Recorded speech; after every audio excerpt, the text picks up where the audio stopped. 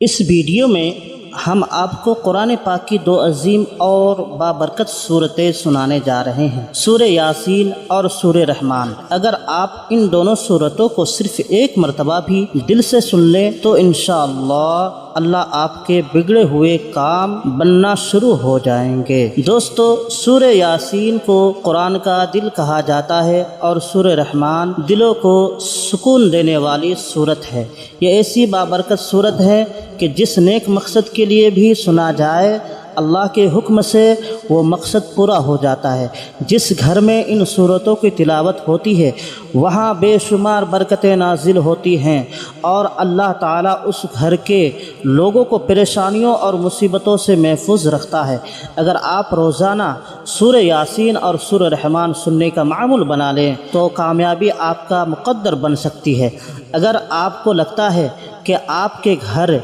या कारोबार पर किसी का नज़र है, रिज़्क़ में तंगी है, तो अपने घर या दुकान में इन सूरतों को चलाएं। इंशाअल्लाह बुरी नज़र, जादू और दिगर मनफी असरात ख़त्म हो जाएंगे और रिज़्क़ में बेपनाह बरकत होगी। याद रखें, इन सूरतों को सिर्फ सुनना है, लेकिन शर्त यह है सुनना शुरू करें तो मुकम्मल सुनें, अधूरा ना छोड़ें। अगर आप कुरान पाक से मोहब्बत करते हैं तो इस वीडियो को अभी लाइक करें। आखिर में दुआ है कि या अल्लाह, जो लोग सूरह यासीन और सूरह रहमान को मुकम्मल सुनते हैं अपनी रहमत से उनकी तमाम परेशानियां दूर फरमा, उनके बिगड़े हुए काम बना दे और उनकी जायज़ हाजात को पूरा फरमा। आमीन। दोस्तों, कमेंट में आमीन ज़रूर लिखें, क्या पता किसकी ज़ुबान से निकली दुआ कबूल हो जाए। आप अपने दिल में नेक मकसद रखकर इन मुबारक सूरतों को सुने। बिस्मिल्लाहिर्रहमानिर्रहीम। यासीन वल क़ुरआनिल हकीम, इन्नका लमिनल मुरसलीन अला सिरातिन मुस्तक़ीम, तंज़ीलल अज़ीज़िर रहीम, लितुंज़िर क़ौमन मा उन्ज़िर आबाउहुम फ़हुम गाफ़िलून। लक़द हक़्क़ल क़ौलु अला अक्सरिहिम फ़हुम ला युमिनून। इन्ना जअलना फ़ी अअनाक़िहिम अग़लालन फ़हिय इलल अज़क़ानि फ़हुम मुक़महून। वजअलना मिन बैन अयदीहिम सद्दन वमिन खल्फ़िहिम सद्दन फ़अग़शयनाहुम फ़हुम ला युबसिरून। वसवाउन अलैहिम अअंज़रतहुम अम लम तुंज़िरहुम ला युमिनून। इन्नमा तुंज़िरु मन इत्तबअ अज़्ज़िक्र व ख़शिय अर्रहमान बिलग़ैब फ़बश्शिरहु बिमग़फ़िरतिन व अज्रिन करीम। इन्ना नहनु नुह्यिल मौता व नक्तुब मा क़द्दमू व आसारहुम व कुल्ल शैइन अहसयनाहु फ़ी इमामिन मुबीन। वदरिब लहुम मसलन अस्हाबल क़रियह इज़ जाअहल मुरसलून। إذ أرسلنا إليهم اثنين فكذبوهما فعززنا بثالث فقالوا إنا إليكم مرسلون. قالوا ما أنتم إلا بشر مثلنا وما أنزل الرحمن من شيء إن أنتم إلا تكذبون قالوا ربنا يعلم إنا إليكم لمرسلون وما علينا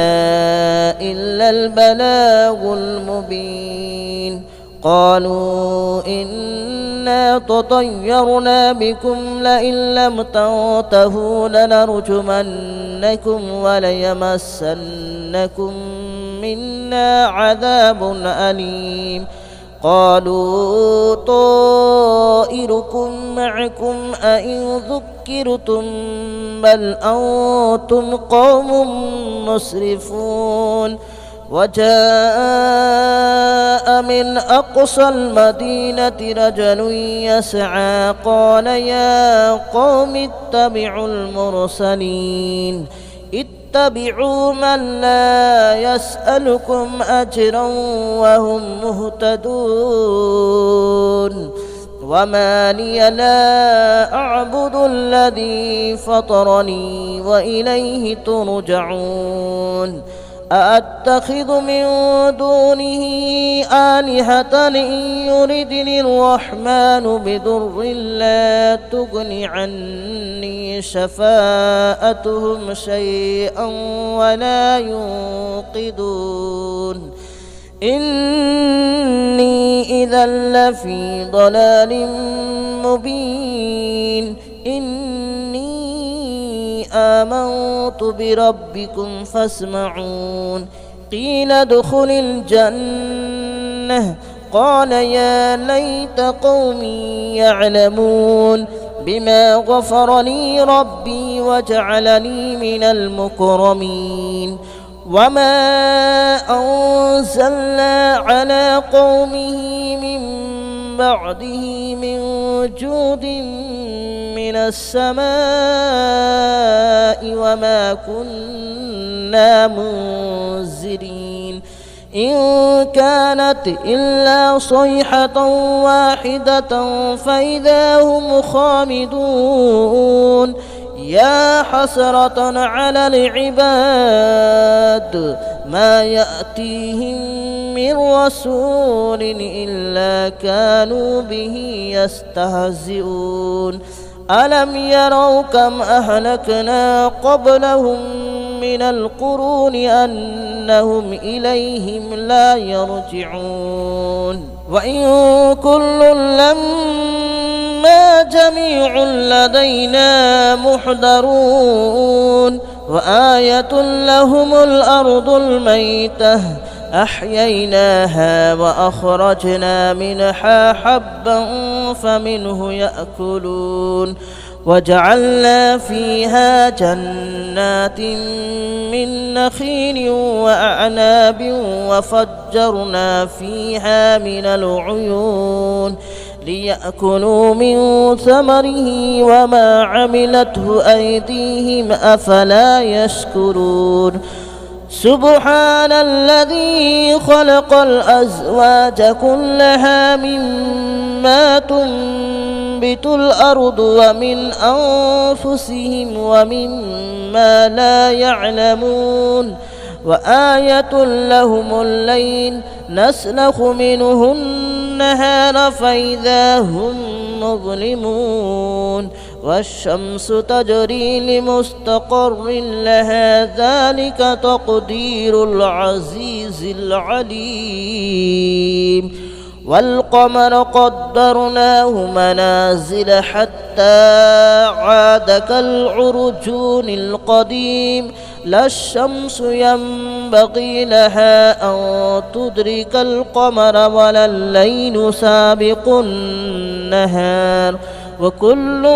في فلك يسبحون وآية لهم ألا حملنا ذريتهم في الفلك المشحون وخلقنا لهم من مثله ما يركبون وإن نشأ نغرقهم فلا صريخ لهم ولا هم ينقذون إلا رحمة منا ومتاعا إلى حين وإذا قيل لهم اتقوا ما بين أيديكم وما خلفكم لعلكم ترحمون وما تأتيهم من آية من آيات ربهم إلا كانوا عنها معرضين وإذا قيل لهم أنفقوا مما رزقكم الله قال الذين كفروا للذين آمنوا أنطعم من لو يشاء الله أطعمه إن أنتم إلا في ضلال مبين ويقولون متى هذا الوعد إن كنتم صادقين ما ينظرون إلا صيحة واحدة تأخذهم وهم يخصمون فلا يستطيعون توصية ولا إلى أهلهم يرجعون ونفخ في الصور فإذا هم من الأجداث إلى ربهم ينسلون قالوا يا ويلنا من بعثنا من مرقدنا هذا ما وعد الرحمن وصدق المرسلون إن كانت إلا صيحة واحدة فإذا هم جميع لدينا محضرون فاليوم لا تظلم نفس شيئا ولا تجزون إلا ما كنتم تعملون إن أصحاب الجنة اليوم في شغل فاكهون هم وأزواجهم في ظلال على الأرائك متكئون لهم فيها فاكهة ولهم ما يدعون سلام قولا من رب رحيم وامتازوا اليوم أيها المجرمون ألم أعهد إليكم يا بني آدم ألا تعبدوا الشيطان ألم أعهد إليكم يا بني آدم ألا تعبدوا الشيطان إنه لكم عدو مبين وأن اعبدوني هذا صراط مستقيم ولقد أضل منكم جبلا كثيرا أفلم تكونوا تعقلون هذه جهنم التي كنتم توعدون اصلوها اليوم بما كنتم تكفرون اليوم نختم على أفواههم وتكلمنا أيديهم وتشهد أرجلهم بما كانوا يكسبون ولو نشاء لتمسنا على أعينهم فاستبقوا الصراط فأنى يبصرون ولو نشاء لمسخناهم على مكانتهم فما استطاعوا مضيا ولا يرجعون ومن نعمره ننكسه في الخلق أفلا يعقلون وما علمناه الشعر وما ينبغي له إن هو إلا ذكر وقرآن مبين لينذر من كان حيا ويحق القول على الكافرين أولم يروا أنا خلقنا لهم مما عملت أيدينا أنعاما فهم لها مالكون وذللناها لهم فمنها ركوبهم ومنها يأكلون ولهم فيها منافع ومشارب أفلا يشكرون واتخذوا من دون الله آلهة لعلهم ينصرون لا يستطيعون نصرهم وهم لهم جند محضرون فلا يحزنك قولهم إنا نعلم ما يسرون وما يعلنون أولم ير الإنسان أنا خلقناه من نطفة فإذا هو خصيم مبين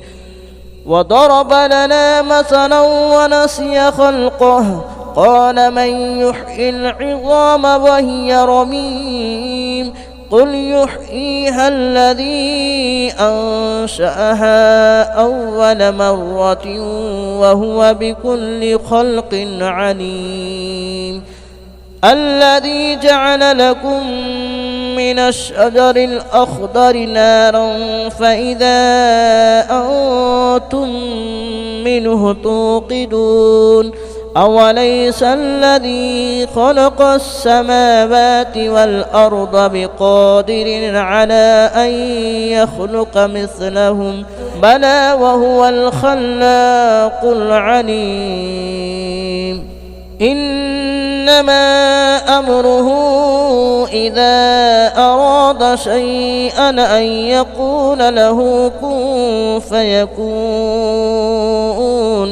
فسبحان الذي بيده ملكوت كل شيء وإليه ترجعون بسم الله الرحمن الرحيم الرحمن علم القرآن خلق الإنسان علمه البيان الشمس والقمر بحسبان والنجم والشجر يسجدان والسماء رفعها ووضع الميزان ألا تطغوا في الميزان وأقيموا الوزن بالقسط ولا تخسروا الميزان والأرض وضعها للأنام فيها فاكهة والنخل ذات الأكمام والحب ذو العصف والريحان فبأي آلاء ربكما تكذبان خلق الإنسان من صلصال كالفخار وخلق الجان من مارج من نار فبأي آلاء ربكما تكذبان رب المشرقين ورب المغربين فبأي آلاء ربكما تكذبان مرج البحرين يلتقيان بينهما برزخ لا يبغيان فبأي آلاء ربكما تكذبان يخرج منهما اللؤلؤ والمرجان فبأي آلاء ربكما تكذبان وله الجوار المنشآت في البحر كالأعلام فبأي آلاء ربكما تكذبان كل من عليها فان ويبقى وجه ربك ذو الجلال والإكرام فبأي آلاء ربكما تكذبان يسأله من في السماوات والأرض كل يوم هو في شأن فبأي آلاء ربكما تكذبان سنفرغ لكم أيها الثقلان فبأي آلاء ربكما تكذبان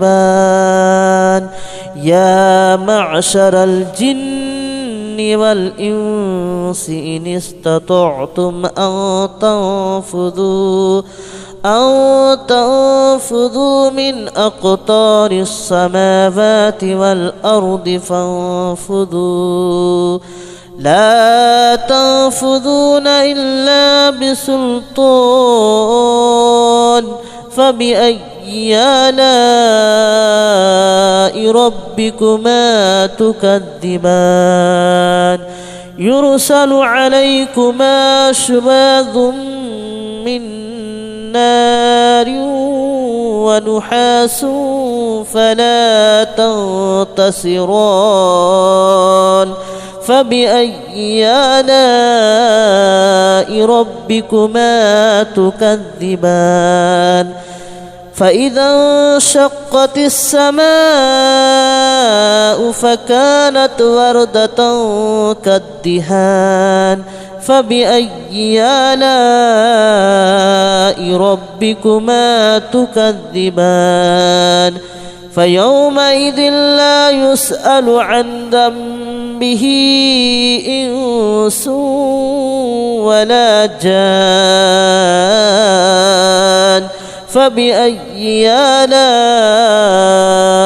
ربكما تكذبان يعرف المجرمون بسيماهم فيؤخذ بالنواصي والأقدام فبأي آلاء ربكما تكذبان هذه جهنم التي يكذب بها المجرمون يطوفون بينها وبين حميم آن فبأي آلاء ربكما تكذبان ولمن خاف مقام ربه جنتان فبأي آلاء ربكما تكذبان ذواتا أفنان فبأي آلاء ربكما تكذبان فيهما عينان تجريان فبأي آلاء ربكما تكذبان فيهما من كل فاكهة زوجان فبأي آلاء ربكما تكذبان متكئين على فرش بطائنها من استبرق وجنى الجنتين دان فبأي آلاء ربكما تكذبان فيهن قاصرات الطرف لم يطمثهن إنس قبلهم ولا جان فبأي آلاء ربكما تكذبان كأنهن الياقوت والمرجان فبأي آلاء ربكما تكذبان هل جزاء الإحسان إلا الإحسان فبأي آلاء ربكما تكذبان ومن دونهما جنتان فبأي آلاء ربكما تكذبان مدهامتان فبأي آلاء ربكما تكذبان فيهما عينان نضاختان فبأي آلاء ربكما تكذبان فيهما فاكهة ونخل ورمان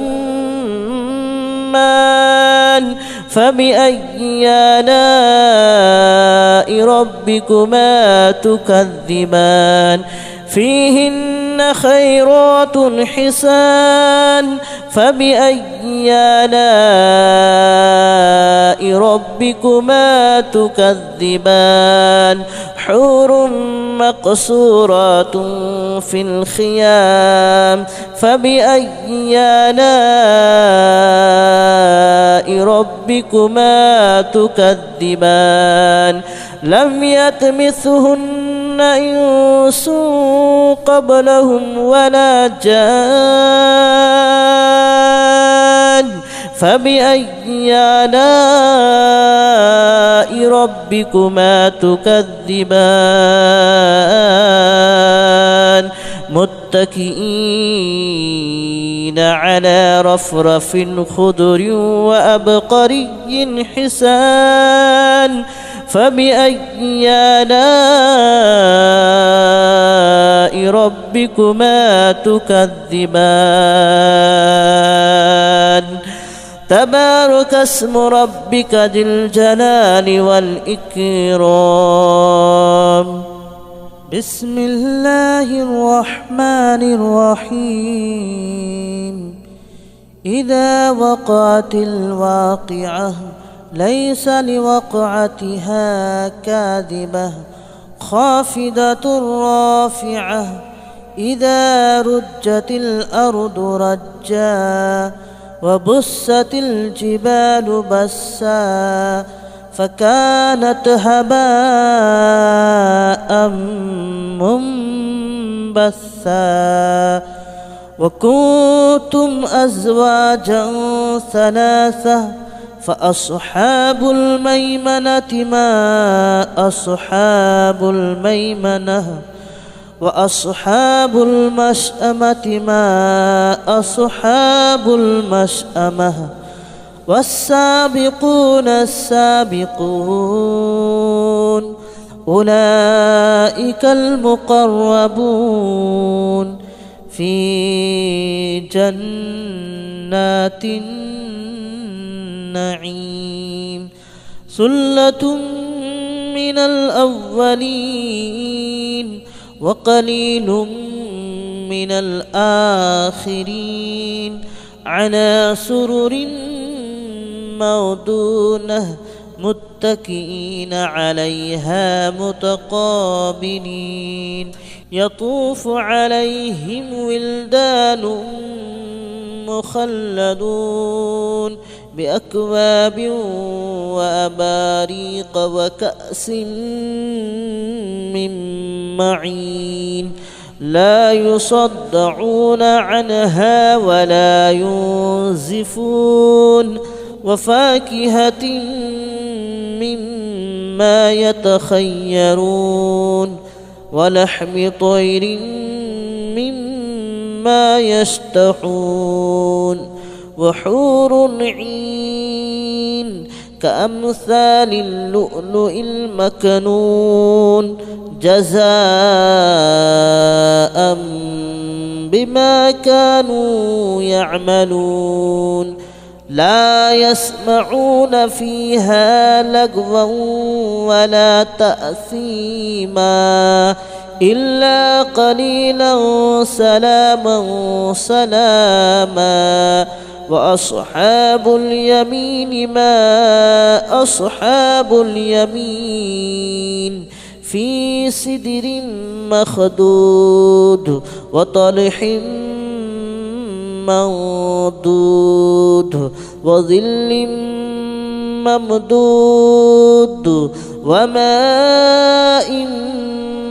مسكوب وفاكهة كثيرة لا مقطوعة ولا ممنوعة وفرش مرفوعة إنا أنشأناهن إن شاء فجعلناهن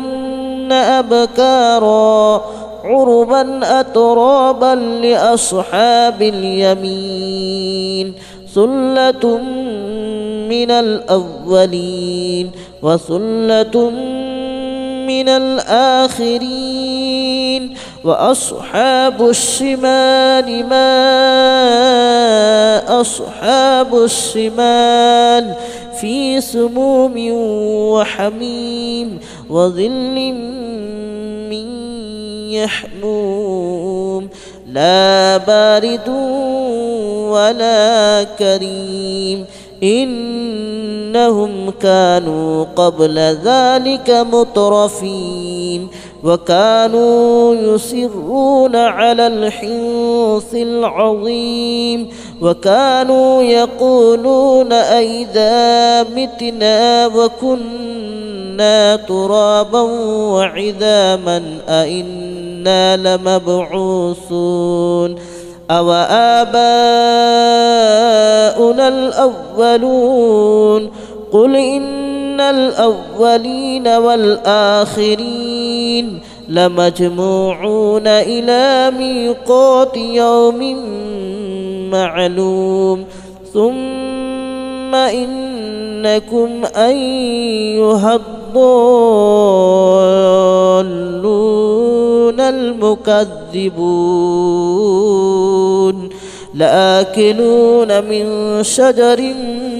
من زقوم فمالئون منها البطون فشاربون عليه من الحميم فشاربون شرب الحميم هذا نزلهم يوم الدين نحن خلقناكم فلولا تصدقون أفرأيتم ما تمنون أأنتم تخلقونه أم نحن الخالقون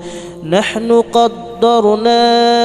بينكم الموت وما نحن بمسبوقين على أن نبدل أمثالكم وننشئكم فيما لا تعلمون ولقد علمتم النشأة الأولى فلولا تذكرون أفرأيتم ما تحرثون أأنتم تزرعونه أم نحن الزارعون لو نشاء لجعلناه هطاما فظلتم تفكهون إنا لمغرمون بل نحن محرومون أفرأيتم الماء الذي تشربون أأنتم أنزلتموه من المزن أم نحن المنزلون لو نشاء جعلناه أجاجا فلولا تشكرون أفرأيتم النار التي تورون أأنتم أنشأتم شجرتها أم نحن المنشئون نحن جعلناها تذكرة ومتاعا للمتقين نحن جعلناها تذكرة ومتاعا للمقوين فسبح باسم ربك العظيم فلا أقسم بمواقع النجوم وإنه لقسم لو تعلمون عظيم إنه لقرآن كريم في كتاب مكنون لا يمسه إلا المطهرون تنزيل من رب العالمين أفبهذا الحديث أنتم مدهنون وتجعلون رزقكم أنكم تكذبون فلولا إذا بلغت الحلقوم وأنتم حينئذ تنظرون ونحن أقرب إليه منكم ولكن لا تبصرون فلولا إن كنتم غير مدينين ترجعونها إن كنتم صادقين فأما إن كان من المقربين فروح وريحان وجنة نعيم وأما إن كان من أصحاب اليمين فسلام لك من أصحاب اليمين وأما إن كان من المكذبين الضالين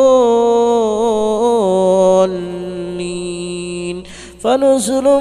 من حميم وتصلية جحيم إن هذا لهو حق اليقين فسبح باسم ربك العظيم بسم الله الرحمن الرحيم ياسين والقرآن الحكيم إنك لمن المرسلين على صراط مستقيم تنزيل العزيز الرحيم لتنذر قوما ما أنذر آباؤهم فهم غافلون لقد حق القول على أكثرهم فهم لا يؤمنون إنا جعلنا في أعناقهم أغلالا فهي إلى الأذقان فهم مقمحون وجعلنا من بين أيديهم سدا ومن خلفهم سدا فأغشيناهم فهم لا يبصرون وسواء عليهم أنذرتهم أم لم تنذرهم لا يؤمنون إنما تنذر من اتبع الذكر وخشي الرحمن بالغيب فبشره بمغفرة وأجر كريم. إنا نحن نحيي الموتى ونكتب ما قدموا وآثارهم وكل شيء أحصيناه في إمام مبين. واضرب لهم مثلا أصحاب القرية إذ جاءها المرسلون إذ أرسلنا إليهم اثنين فكذبوهما فعززنا بثالث فقالوا إنا إليكم مرسلون. قالوا ما أنتم إلا بشر مثلنا وما أنزل الرحمن من شيء إن أنتم إلا تكذبون. قالوا ربنا يعلم إنا إليكم لمرسلون وما علينا إلا البلاغ المبين. قالوا إنا تطيرنا بكم لئن لم تنتهوا لنرجمنكم وليمسنكم منا عذاب أليم. قالوا طائركم معكم أئن ذكرتم بل أنتم قوم مسرفون. وجاء من أقصى المدينة رجل يسعى قال يا قوم اتبعوا المرسلين اتبعوا من لا يسألكم أجرا وهم مهتدون. وما لي لا أعبد الذي فطرني وإليه ترجعون. أأتخذ من دونه آلهة إن يردني الرحمن بضر لا تغن عني شفاءتهم شيئا ولا ينقذون. إني إذا لفي ضلال مبين.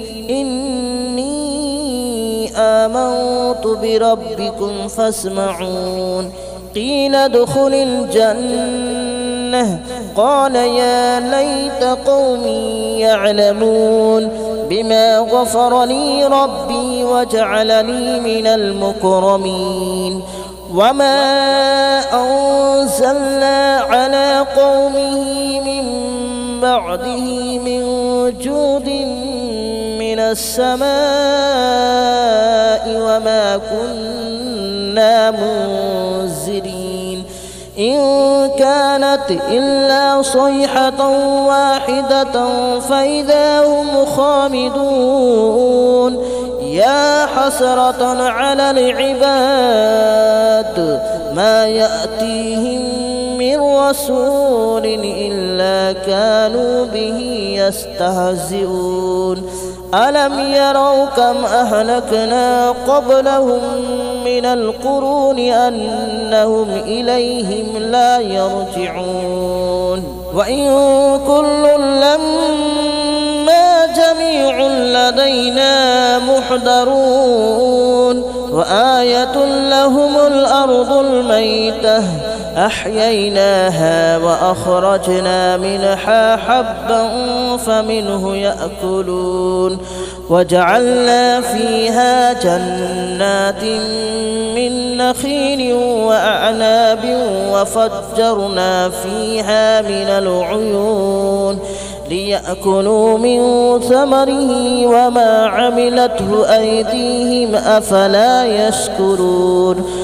سبحان الذي خلق الأزواج كلها مما تنبت الأرض ومن أنفسهم ومما لا يعلمون. وآية لهم الليل نسلخ منه النهار فإذا هم مظلمون والشمس تجري لمستقر لها ذلك تقدير العزيز العليم والقمر قدرناه منازل حتى عاد كالعرجون القديم لا الشمس ينبغي لها أن تدرك القمر ولا الليل سابق النهار وكل في فلك يسبحون وآية لهم ألا حملنا ذريتهم في الفلك المشحون وخلقنا لهم من مثله ما يركبون وإن نشأ نغرقهم فلا صريخ لهم ولا هم ينقذون إلا رحمة منا ومتاعا إلى حين وإذا قيل لهم اتقوا ما بين أيديكم وما خلفكم لعلكم ترحمون وما تأتيهم من آية من آيات ربهم إلا كانوا عنها معرضين وإذا قيل لهم أنفقوا مما رزقكم الله قال الذين كفروا للذين آمنوا أنطعم من لو يشاء الله أطعمه إن أنتم إلا في ضلال مبين ويقولون متى هذا الوعد إن كنتم صادقين ما ينظرون إلا صيحة واحدة تأخذهم وهم يخصمون فلا يستطيعون توصية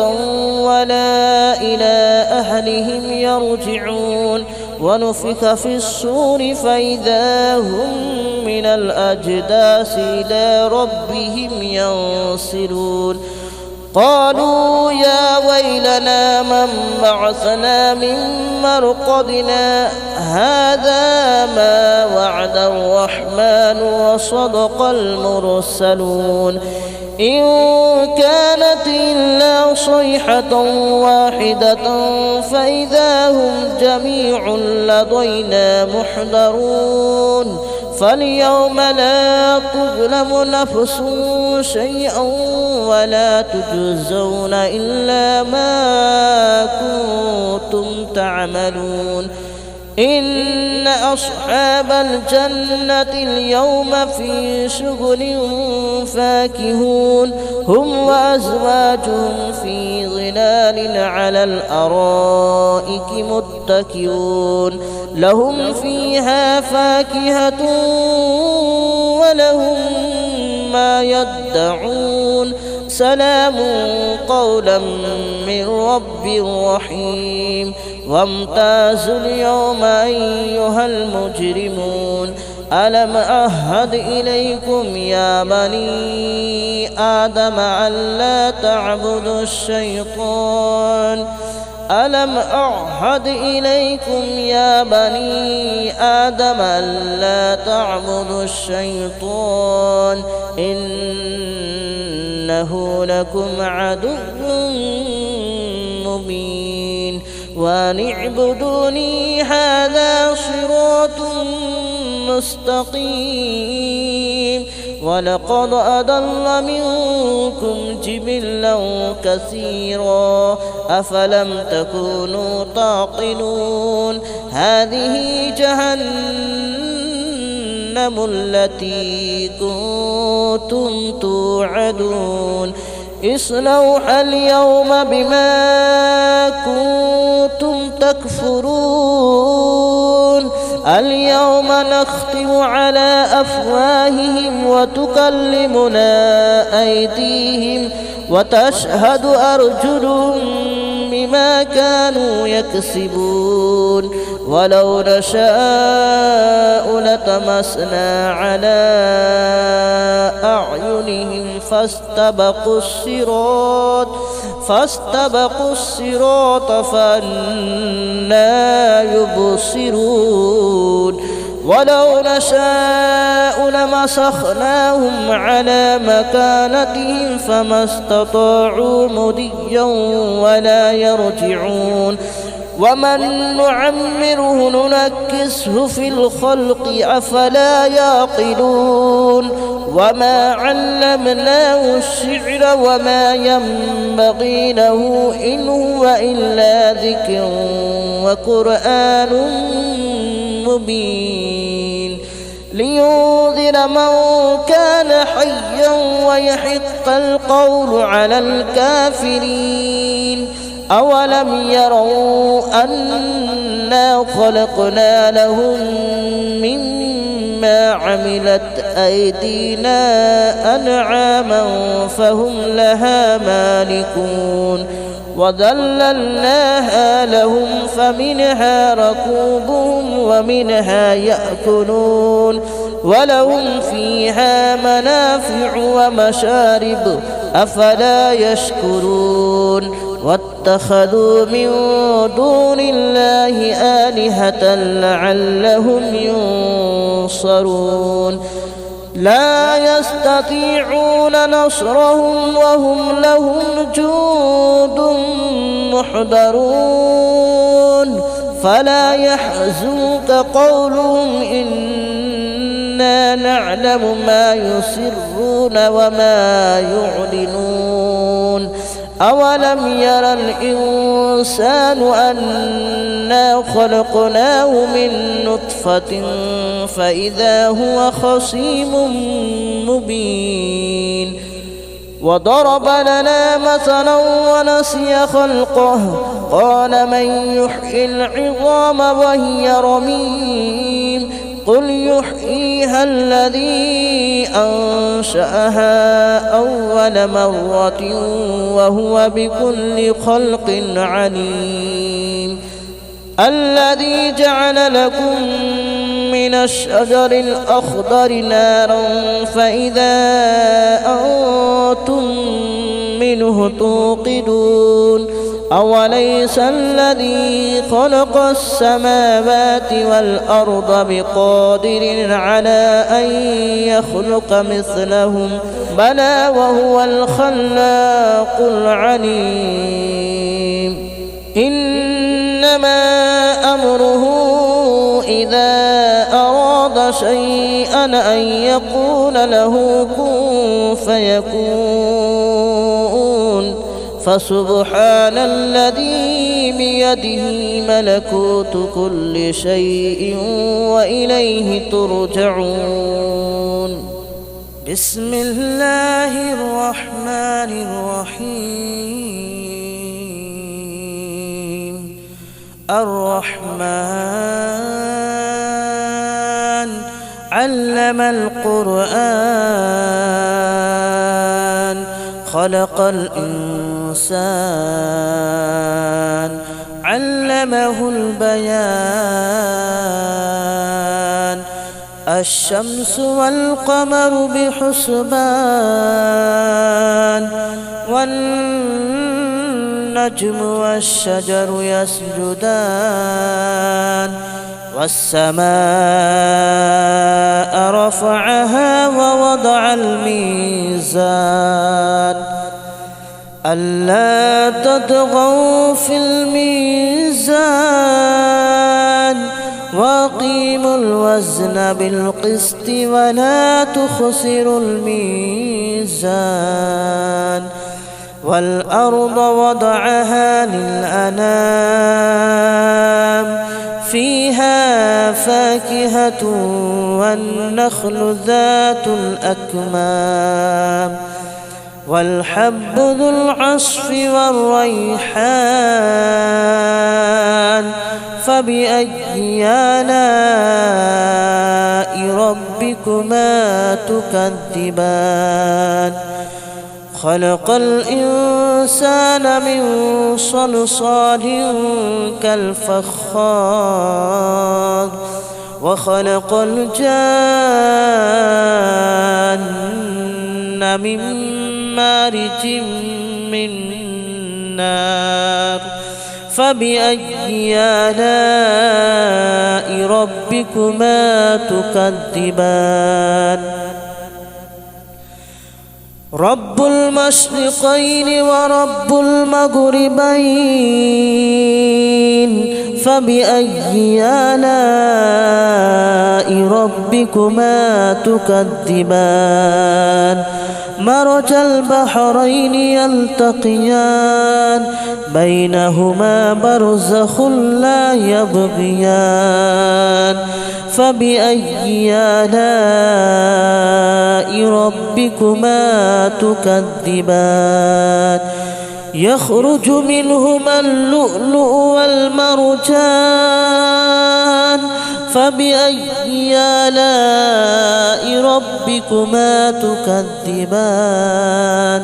وله الجوار المنشآت في البحر كالأعلام فبأي آلاء ربكما تكذبان كل من عليها فان ويبقى وجه ربك ذو الجلال والإكرام فبأي آلاء ربكما تكذبان يسأله من في السماوات والأرض كل يوم هو في شأن فبأي آلاء ربكما تكذبان سنفرغ لكم أيها الثقلان فبأي آلاء ربكما تكذبان يا معشر الجن والإنس إن استطعتم أن تنفذوا من أقطار السماوات والأرض فانفذوا لا تنفذون إلا بسلطان فبأي آلاء ربكما تكذبان يرسل عليكما شواظ من نار ونحاس فلا تنتصران فبأي آلاء ربكما تكذبان فإذا انشقت السماء فكانت وردة كالدهان فبأي آلاء ربكما تكذبان فيومئذ لا يسأل عن ذنبه إنس ولا جان فبأي آلاء ربكما تكذبان يعرف المجرمون بسيماهم فيؤخذ بالنواصي والأقدام فبأي آلاء ربكما تكذبان هذه جهنم التي يكذب بها المجرمون يطوفون بينها وبين حميم آن فبأي آلاء ربكما تكذبان ولمن خاف مقام ربه جنتان فبأي آلاء ربكما تكذبان ذواتا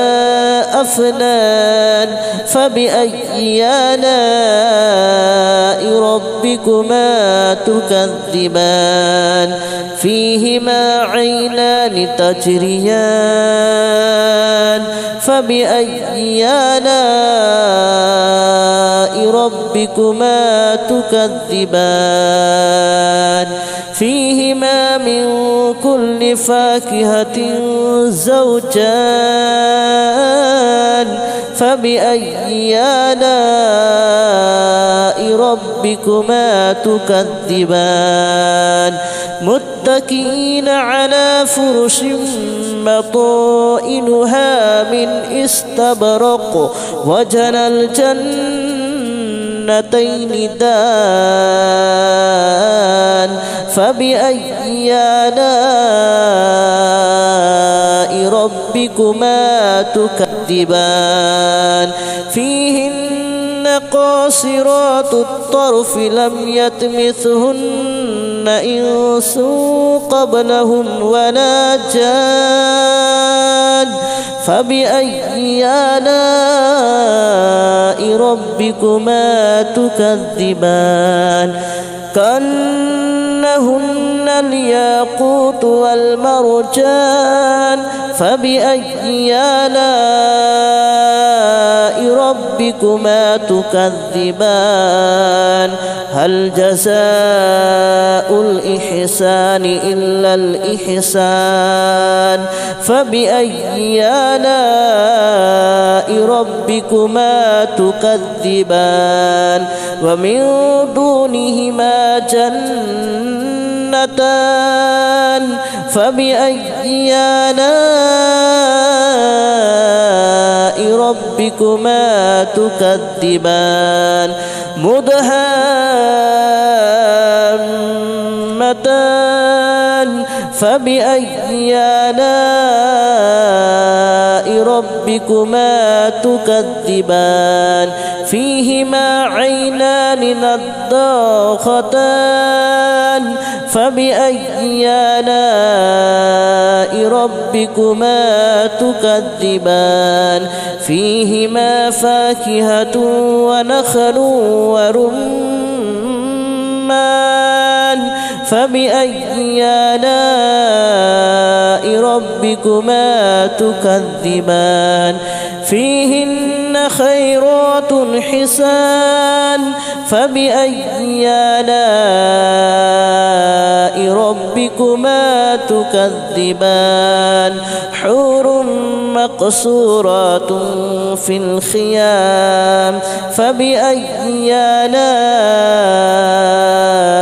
ربكما تكذبان لم يطمثهن إنس قبلهم ولا جان فبأي آلاء ربكما تكذبان متكئين على رفرف خضر وأبقري حسان فبأي آلاء ربكما تكذبان تبارك اسم ربك ذي الجلال والإكرام بسم الله الرحمن الرحيم إذا وقعت الواقعة ليس لوقعتها كاذبة خافضة رافعة إذا رجت الأرض رجا وبست الجبال بسا فكانت هباء منبثا وكنتم أزواجا ثلاثة فأصحاب الميمنة ما أصحاب الميمنة وأصحاب المشأمة ما أصحاب المشأمة والسابقون السابقون أولئك المقربون في جنات النعيم ثلة من الأولين وقليل من الآخرين على سرر موضونة متكئين عليها متقابلين يطوف عليهم ولدان مخلدون بأكواب وأباريق وكأس من معين لا يصدعون عنها ولا ينزفون وفاكهة مما يتخيرون ولحم طير مما يشتهون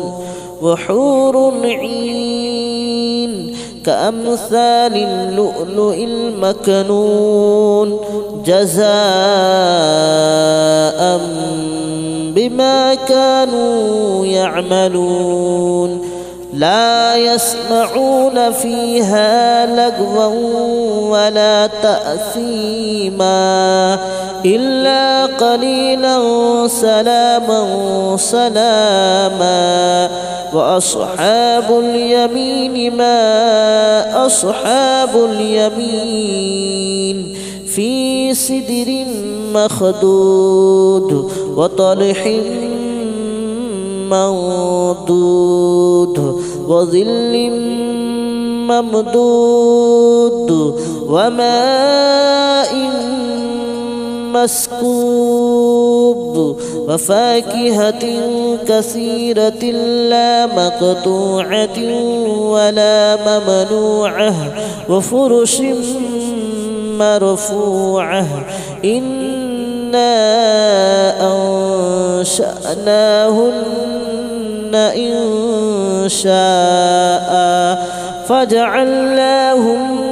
أبكارا عربا أترابا لأصحاب اليمين ثلة من الأولين وثلة من الآخرين وأصحاب الشمال ما أصحاب الشمال في سموم وحميم وظل من يحموم لا بارد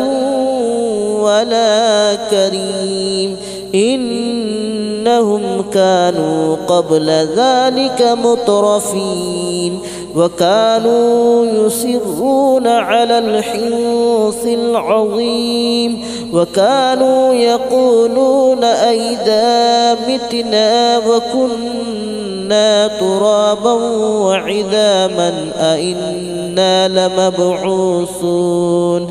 أو آباؤنا الأولون قل إن الأولين والآخرين لمجموعون إلى ميقات يوم معلوم ثم إنكم أيها الضالون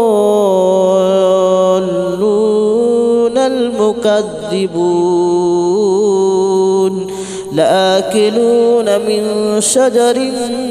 من زقوم فمالئون منها البطون فشاربون عليه من الحميم فشاربون شرب الحميم هذا نزلهم يوم الدين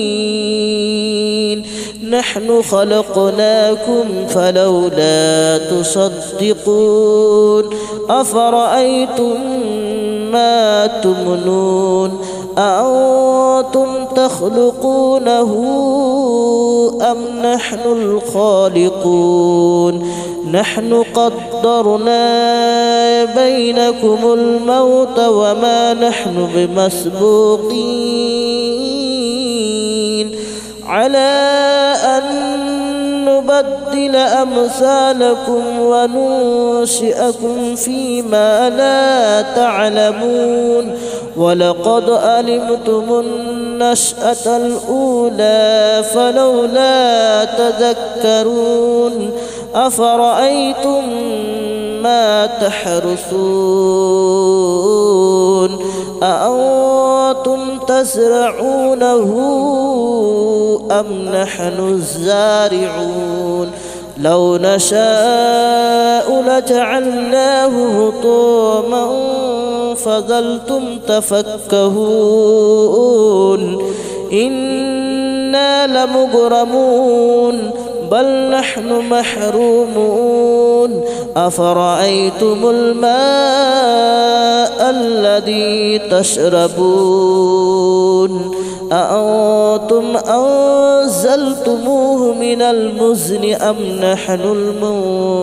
المنزلون لو نشاء جعلناه أجاجا فلولا تشكرون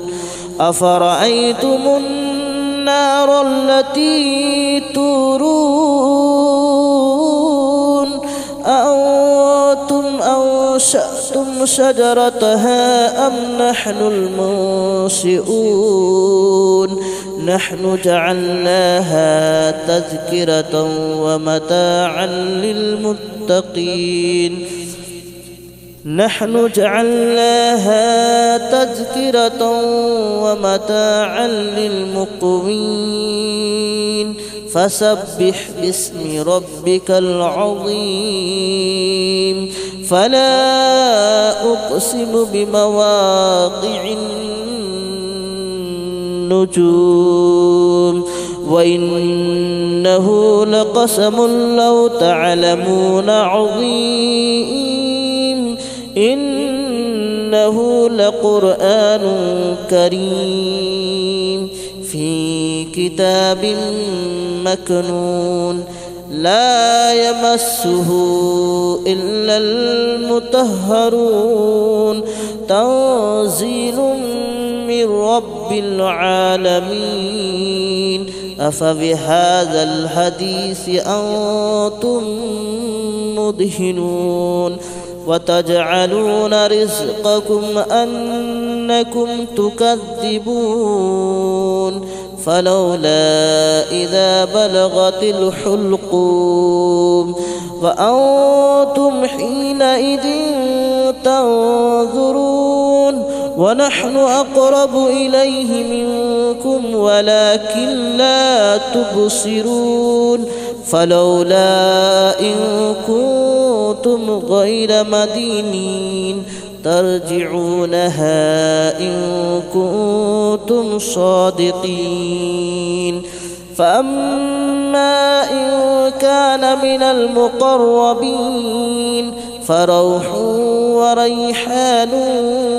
وجنة نعيم وأما إن كان من أصحاب اليمين فسلام لك من أصحاب اليمين وأما إن كان من المكذبين الضالين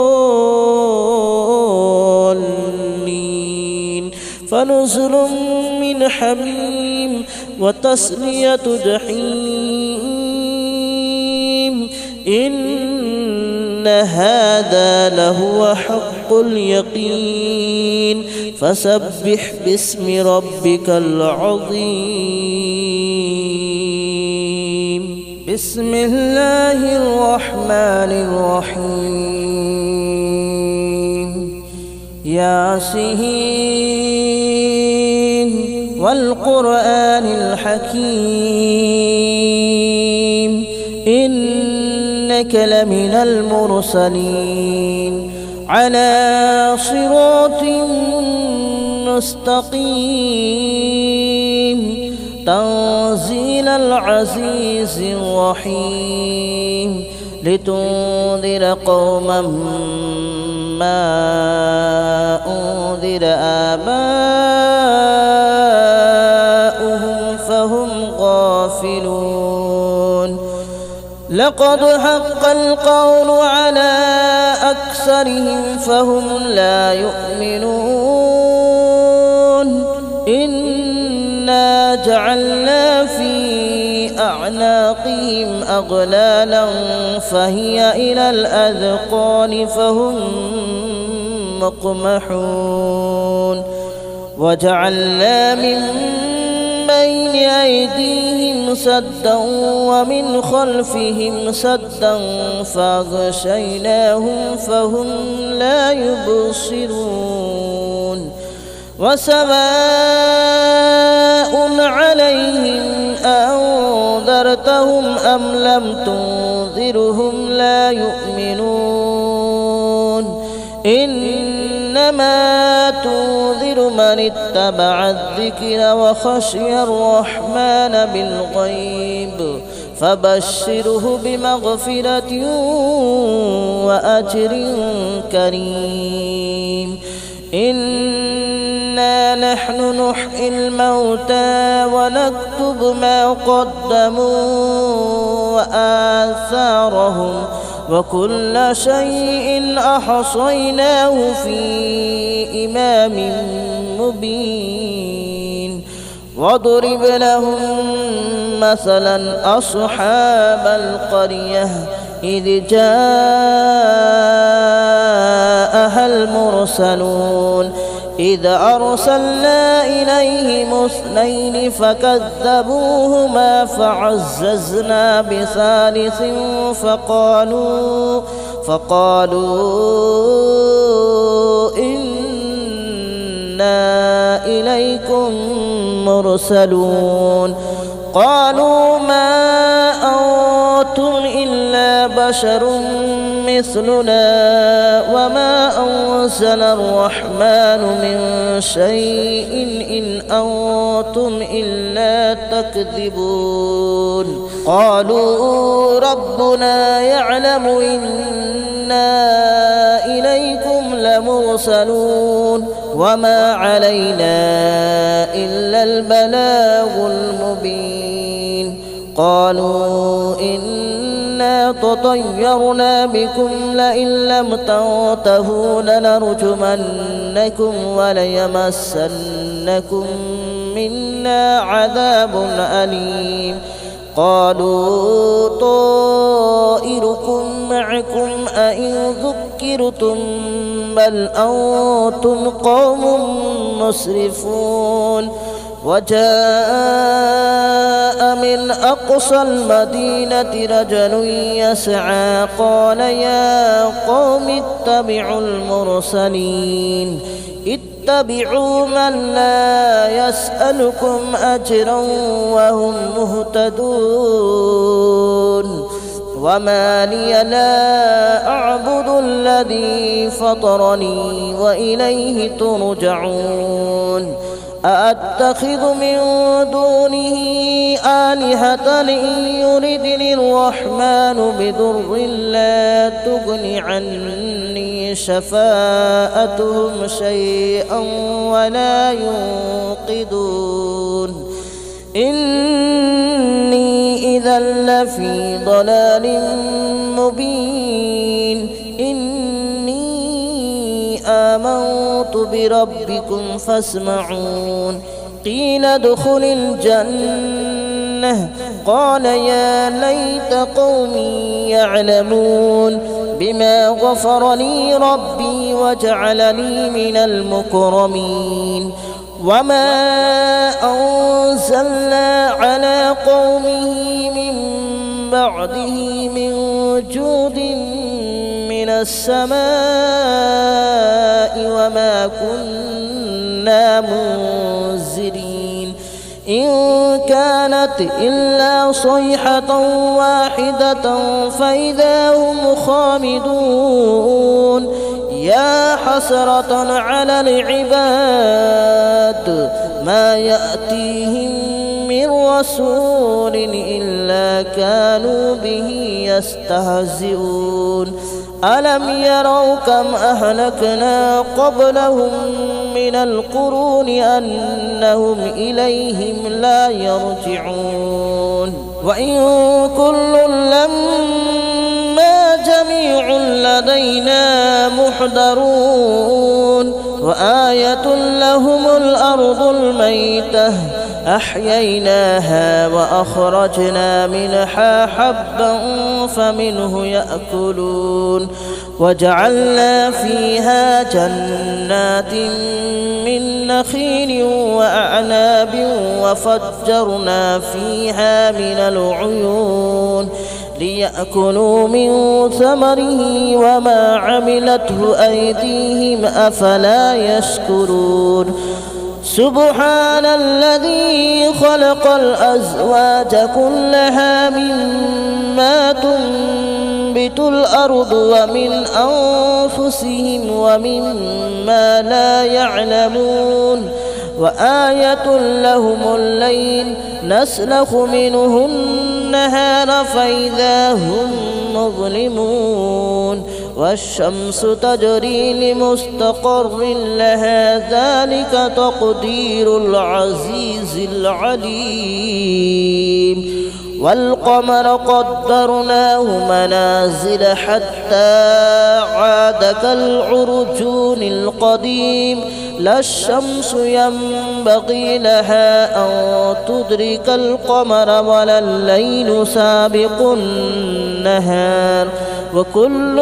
في فلك يسبحون وآية لهم ألا حملنا ذريتهم في الفلك المشحون وخلقنا لهم من مثله ما يركبون وإن نشأ نغرقهم فلا صريخ لهم ولا هم ينقذون إلا رحمة منا ومتاعا إلى حين وإذا قيل لهم اتقوا ما بين أيديكم وما خلفكم لعلكم ترحمون وما تأتيهم من آية من آيات ربهم إلا كانوا عنها معرضين وإذا قيل لهم أنفقوا مما رزقكم الله قال الذين كفروا للذين آمنوا أنطعم من لو يشاء الله أطعمه إن أنتم إلا في ضلال مبين ويقولون متى هذا الوعد إن كنتم صادقين ما ينظرون إلا صيحة واحدة تأخذهم وهم يخصمون فلا يستطيعون توصية ولا إلى أهلهم يرجعون ونفخ في الصور فإذا هم من الأجداث إلى ربهم ينسلون قالوا يا ويلنا من بعثنا من مرقدنا هذا ما وعد الرحمن وصدق المرسلون إن كانت إلا صيحة واحدة فإذا هم جميع لدينا محضرون فاليوم لا تظلم نفس شيئا ولا تجزون إلا ما كنتم تعملون إن أصحاب الجنة اليوم في شغل فاكهون هم وأزواجهم في ظلال على الأرائك متكئون لهم فيها فاكهة ولهم ما يدعون سلام قولا من رب رحيم وامتازوا اليوم أيها المجرمون ألم أعهد إليكم يا بني آدم ألا تعبدوا الشيطان ألم أعهد إليكم يا بني آدم ألا تعبدوا الشيطان إنه لكم عدو مبين وأن اعبدوني هذا صراط مستقيم ولقد أضل منكم جبلا كثيرا أفلم تكونوا تعقلون هذه جهنم التي كنتم توعدون اصلوها اليوم بما كنتم تكفرون اليوم نختم على أفواههم وتكلمنا أيديهم وتشهد أرجلهم بما كانوا يكسبون ولو نشاء لطمسنا على أعينهم فاستبقوا الصراط فأنى يبصرون ولو نشاء لمسخناهم على مكانتهم فما استطاعوا مضيا ولا يرجعون ومن نعمره ننكسه في الخلق أفلا يعقلون وما علمناه الشعر وما ينبغي له إن هو إلا ذكر وقرآن مبين لينذر من كان حيا ويحق القول على الكافرين أولم يروا أنا خلقنا لهم مما عملت أيدينا أنعاما فهم لها مالكون وذللناها لهم فمنها ركوبهم ومنها يأكلون ولهم فيها منافع ومشارب أفلا يشكرون واتخذوا من دون الله آلهة لعلهم ينصرون لا يستطيعون نصرهم وهم لهم جند محضرون فلا يحزنك قولهم إنا نعلم ما يسرون وما يعلنون أولم ير الإنسان أنا خلقناه من نطفة فإذا هو خصيم مبين وضرب لنا مثلا ونسي خلقه قال من يحيي العظام وهي رميم قل يحييها الذي أنشأها أول مرة وهو بكل خلق عليم الذي جعل لكم من الشجر الأخضر نارا فإذا أنتم منه توقدون أوليس الذي خلق السماوات والأرض بقادر على أن يخلق مثلهم بلى وهو الخلاق العليم إنما أمره إذا أراد شيئا أن يقول له كن فيكون فسبحان الذي بيده ملكوت كل شيء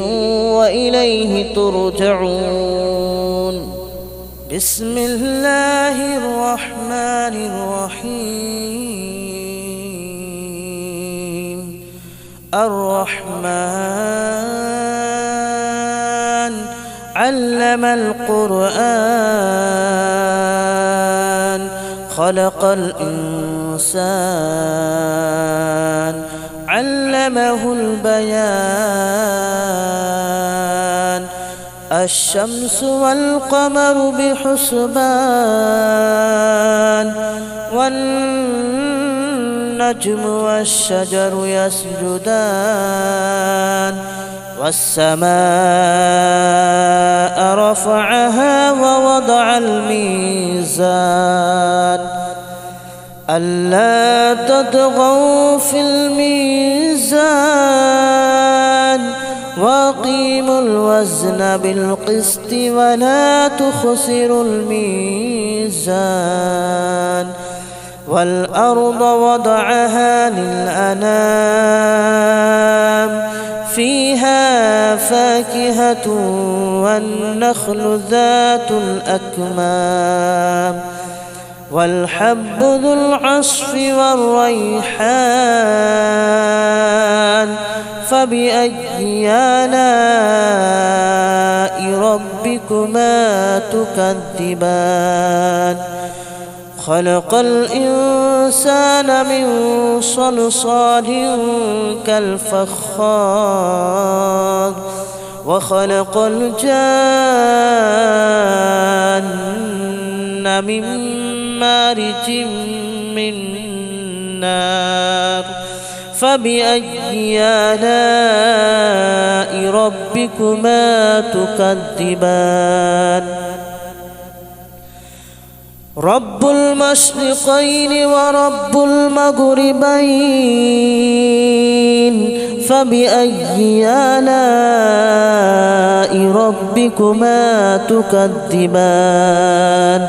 مرج البحرين يلتقيان بينهما برزخ لا يبغيان فبأي آلاء ربكما تكذبان